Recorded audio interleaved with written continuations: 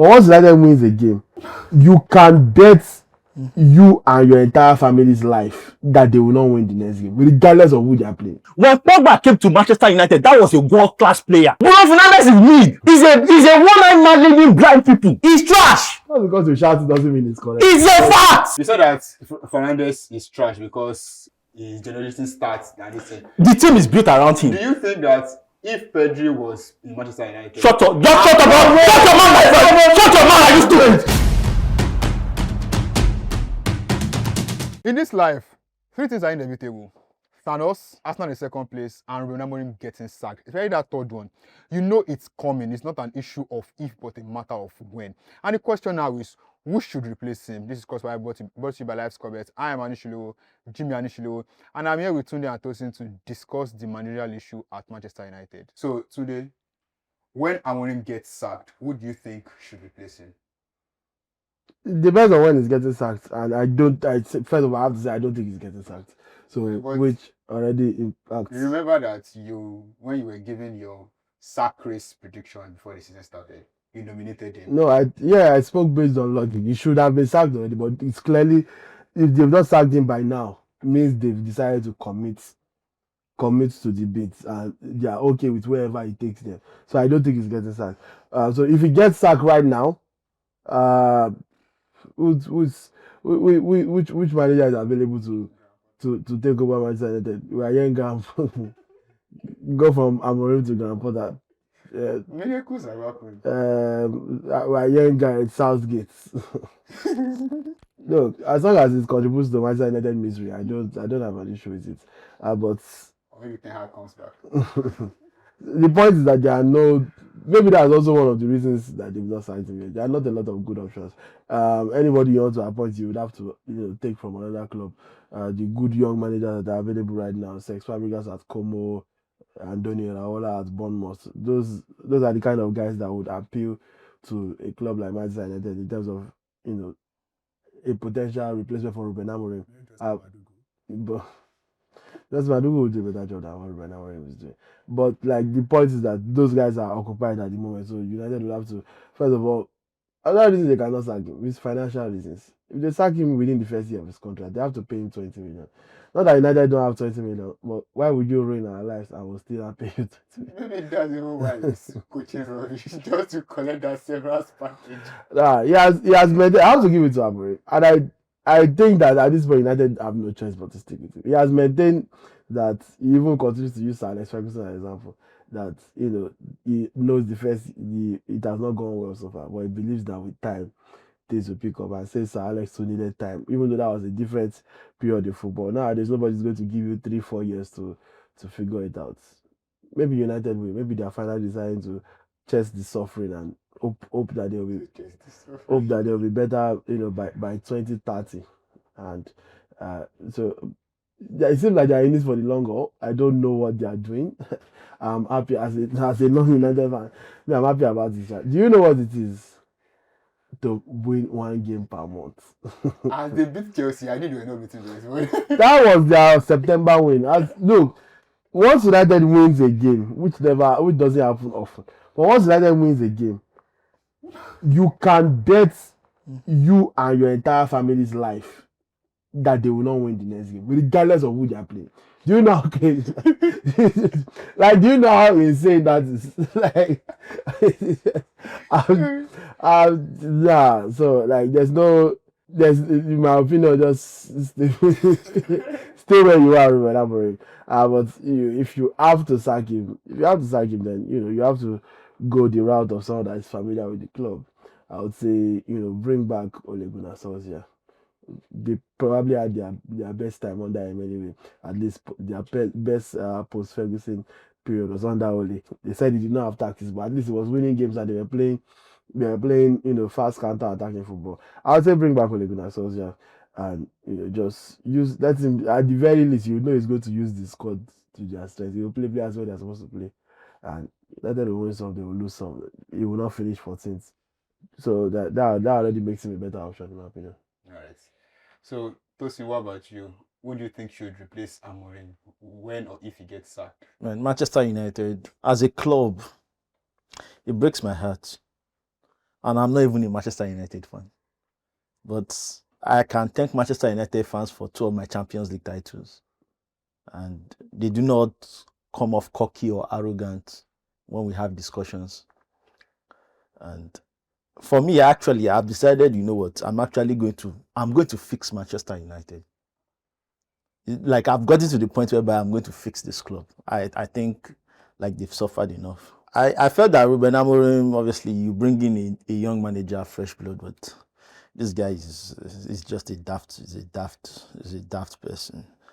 And I should have suspected it from some of his recruitments. You forget the tactics. The tactics are the tactics. His recruitment, what did I say when we had this discussion? You people are saying I'm a racist. Oh, no, there was nonsense like that. I said, to fix Manchester United, you need long, athletic, preferably players from the Sahara region. I specifically said it that day.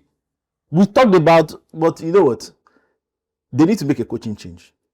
And for me to make a coaching change, given the temperature of Manchester United now, they need somebody who is a disciplinarian, a bridge gap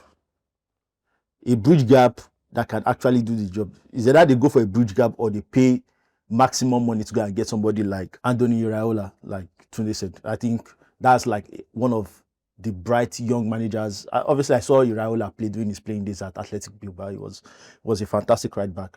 And since he has come to the Premier League, he has always, like, so he's already doing well in the Premier League, like with Bournemouth from, I think, 12th to 9th, and even now they are the top half of the table. So, but I don't feel Bournemouth to just say, oh, take our manager or Glass now. Like, they need a disciplinarian, because that is, forget, they need a disciplinarian. Bring back Louis van Gaal, a disciplinarian that has won, not a disciplinarian that just wants to punish people. There are two different things. A disciplinarian that has a history of winning, like Louis van Gaal has a 37-year history of winning. They need somebody like that. If I say jump, you jump. If I say sit down, you sit down. That's what they first need to bring stability to the club. Because everything that Ruben Amorim has done has shown that he is out of his depth. He's not, the tactics that he's arguing, the results, the performances, what he actually demands from the players. I'm telling you that if Wayne Rooney walks into that dressing room today, he will get, from what may I see on the pitch, if Wayne Rooney walks into that Manchester United dressing room today, he will command more authority than Ruben Amorim. If he walks into that dressing room today, if Michael Carrick walks into that dressing room today, and Wayne Rooney is a failed manager at Derby County, so they need a discipliner that can say, this is what you want from a top club. And Ruben Amorim, obviously, I don't even think, and if we are being honest, I don't think Sporting Lisbon is a top club. That's just my own personal opinion. So I think they need to bring back Van Gaal. Or like if they can bring in somebody like, or some of these older managers, someone like Hansi Flick, like somebody that is like in his 60s. Because apparently these Manchester United players, they do not rate Ruben Amorim. So I think they need to bring back somebody like that. Or the Xavi, that don't employ Xavi, you will feel. Don't employ Xavi, he's a useless person, he's my player, he's my former player. Bring back Van Gaal. Let him bring, they're not going to go anywhere with Van Gaal, though, don't get me wrong. They're not going to make Champions League, Premier. They're not. You can finish ninth. And I'm telling you that ninth is better than 15th. A lot of people do not know mathematics, but ninth is actually better than 15th. Just in case. Are you just saying today with that? Why people don't know mathematics? No, I'm just. Today has been learning a lot from me, basically. All right. So today you said that they should not sack Amorim, that they are not going to sack him. So I now want to ask you, with all your years of experience as a sports analyst and a journalist, what do you think is the solution to the issue at Manchester United? I just told you the solution. Okay. Do you agree with him? No, I would agree with him. What's the solution to the issue at Manchester United? I would say exorcism. Also organize a year-long fasting and prayer for the entire city of Manchester, not just Manchester United. Even Man City fans will join them. Because at this point, they are going through similar things. Look, the problem with Manchester United is so it runs so deep that I don't think a single manager will change that much. This club has identity crisis. The club doesn't really know what they are because they were a Ferguson club for so long. So a lot of what Man United fans think are Manchester United ideals, the way our club runs, is really Ferguson ideals. It's really Ferguson's style. It's really Ferguson's um his convictions, is the way his own moral convictions, the way he wants his players to behave on and off the pitch, the way he wants them to advance the ball, all everything you think you know about Manchester United, you do not. You know it about Ferguson. Ferguson has gone, and until they move away from his shadow, he left 12 years ago, but he's still probably the most important person at the club because no matter what manager comes, it's always, can you live up to Sir Alex? Can you do it the Sir Alex way? Blah blah blah. Until you move away from that completely and say yes, it was if Arsenal decided to do things exactly the way Arsene Wenger did it because he was there for so long, they would never have allowed Mikel Arteta to be playing the satanism that is doing now. But they realized eras are different. They went from Wenger to Unai Emery. That is a completely different type of manager. They are not beholden to a certain. Nobody ever talks about the Arsenal way, even though Arsene Wenger was there for damn near 20 years, or even if not exactly 20 years. Before Wenger, it was George Graham. That one is more of the Arteta type of football that he was playing, and Wenger was the one that really brought the flair type of play to Arsenal. And as soon as that was over, let's find what works. It's not about trying to replicate what the previous manager did because he was here for so long. That's what Manchester United need to do. That is what Manchester United needs to do, and that's why, in my opinion, Real Madrid have been the best run club in world football for this specific reason, in my opinion. And similarly, Chelsea Abramovich's Chelsea, it says that the identity of the club is winning. Like, have you ever heard the Real Madrid fan say, "Oh, we are winning, but I don't like how we played"? His club do it. As good as but Xavi won the league, Barcelona fans were still crying, including him. Won the league, they were still crying. He did not do it the Barcelona way. He gives a shit, bro. Did you win the league or not? Winning should be the most important thing. At Real Madrid can sack Jesus and employ Satan. It doesn't matter what style of play it is. Can you give us results in this exact moment in time? Can you maintain the image of this club, which is that we don't lose under any circumstances? That's all that matters. United, all this, you are trying to find a manager that will do things a certain way. Even and they always seem to be able to sabotage themselves. They've gotten it right a few times post Ferguson. All they needed was just to have a little bit more patience. When Mourinho came to the club, it was always like if you stuck with Mourinho, eventually something will happen. He finished second with that useless team. And he said it that was one of the greatest achievements of his career. He finished second with Manchester United. When Man U no finish second till you die again. And I hope you live a very long life. I hope. No, let me just let you know that. So, if they probably stuck with Mourinho, that was a year before he finished. No be now where everything don't finish. If you look at even post Mourinho, Ole Gunnar Solskjaer was playing, or actually making them look like Ferguson's Manchester United, in the sense that they were playing fast counter-attacking football. That Martial Rashford attack was incredible. That season they scored a lot of goals. They were dangerous. They had Pogba and Bruno in midfield. It was probably the best situation of Manchester United we've seen since Alex Ferguson. Why did they let him go? Because he doesn't have a specific style of play. He's just reacting to whatever the other team is doing. Let him go and brought in Eric Ten Hag. It's always about the shiniest thing. Even the Ten Hag that we're talking about, that looks like that, because it looks like it's a massive failure because of his last year. What is Ten Hag doing? Ten Hag won a trophy and finished in top four. If you give Man top 4 and trophy now, they will take it, they bite your hand off.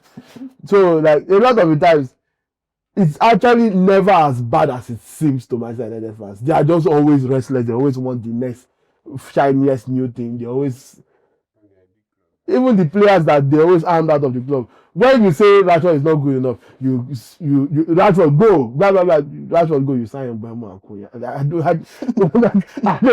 And you are celebrating as if you have arrived. I am Mbemo and Kunya. What have Mbemo and Kunya done in their lives? They are the ones that want to sell Fernandes and sign Baleba.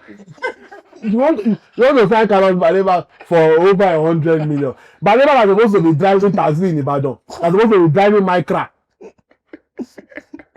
Oh God. Look, this club, their fans are their biggest problem, and the owners are the second biggest problem because they listen to the fans.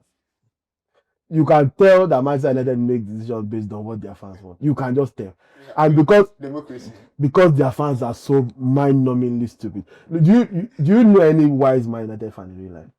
Think about it. No, don't worry yourself. Don't worry yourself. That's all. What United need to do to solve this is just focus on winning. All these other things don't matter. Sign the best players available. You have money. Sign the best players available. Prioritize winning, and you will be all right. That's those all these other additional things that I'm looking for. Forget. Focus. Who is winning right now? Give Zidane the GDP of Gambia and say, take. You are the coach of Manchester United. Sign wherever you want. Win for us. All this are consign me. Win. That's all you need. All right. So, Tosin, what about you? Do you agree with him, or do you still stick to your earlier prognosis? Tunde made two assertions that are actually not. I don't want to say they don't work together, but I disagree with the part whereby he said that like getting an identity for the club. But his final premise, he finally got to it and he's 100% correct. The problem with Manchester United as a club is the fan base of the club. I've thought about it. I sat down, several equations, several theories, several theses, several dissection into. I came to the same conclusion. Manchester United as a club, the fans are what is going to ruin this club. They've not finished ruining it because there seems to be a disconnect between reality and fans' expectations. And those certain factors, there used to be, when Ole Gunnar Solskjaer left, there's this Austrian guy that came. What was his name? Ralf Rangnick that came as and thinking back to some of the recommendations that man made for Manchester United is what eventually led them to, oh, you know what, we need a modern day manager. We need a new school manager, which Erik ten Hag seemed like the prototype of a young guy that was doing good things in the Dutch league. Of blessed memory. I don't know what the Dutch league is, but whatever that nonsense is, yeah, fine. They now decided to get rid of Erik ten Hag and decide to still continue in the same process. We need to get an unproven manager from a lower tier of European football. Why don't you go to Macedonia or Cyprus? What the hell is the Portuguese league? Is that really like, is that some top league? The Portuguese league, these are developmental leagues. And I think that was one of, when Amorim came, I gave him the benefit of the doubt, but I'm wrong. I was wrong. I should have just said he's a fool from the start. That's what I should have said, because apparently you can't be giving stupid people chances. That's the reality because football is a business. This is a multi-billion-dollar business. You have to get it right.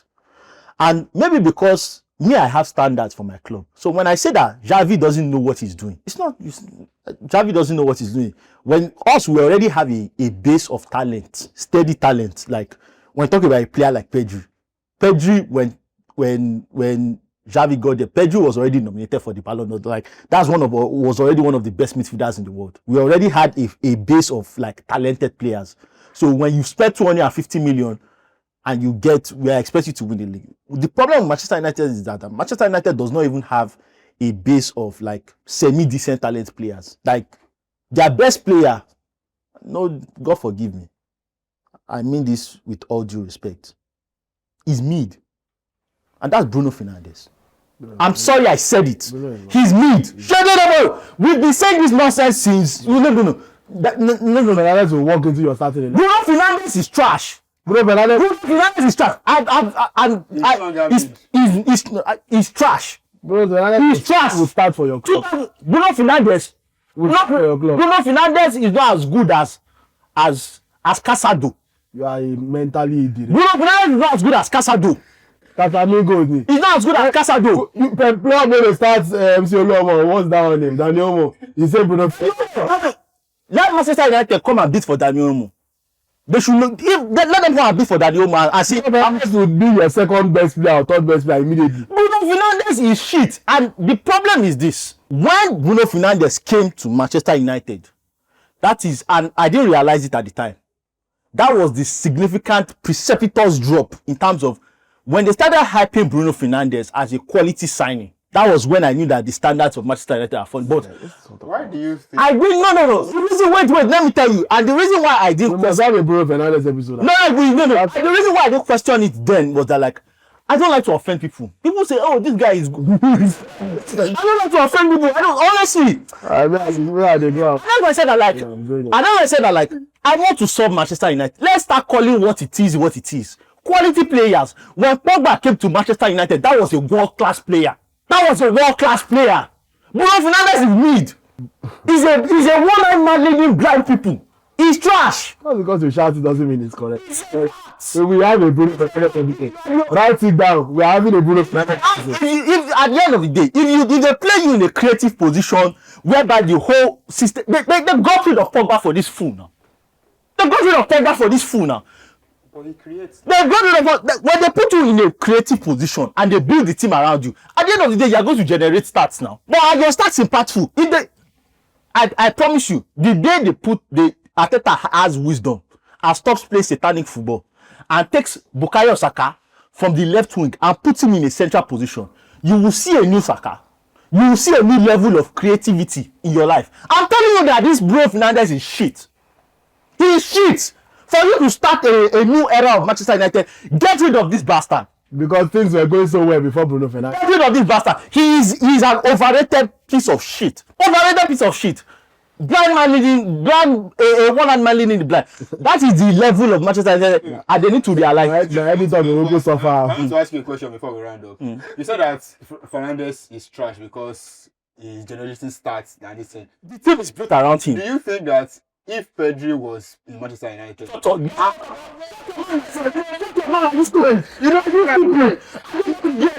don't care where you're going wrong. I don't care where you're going.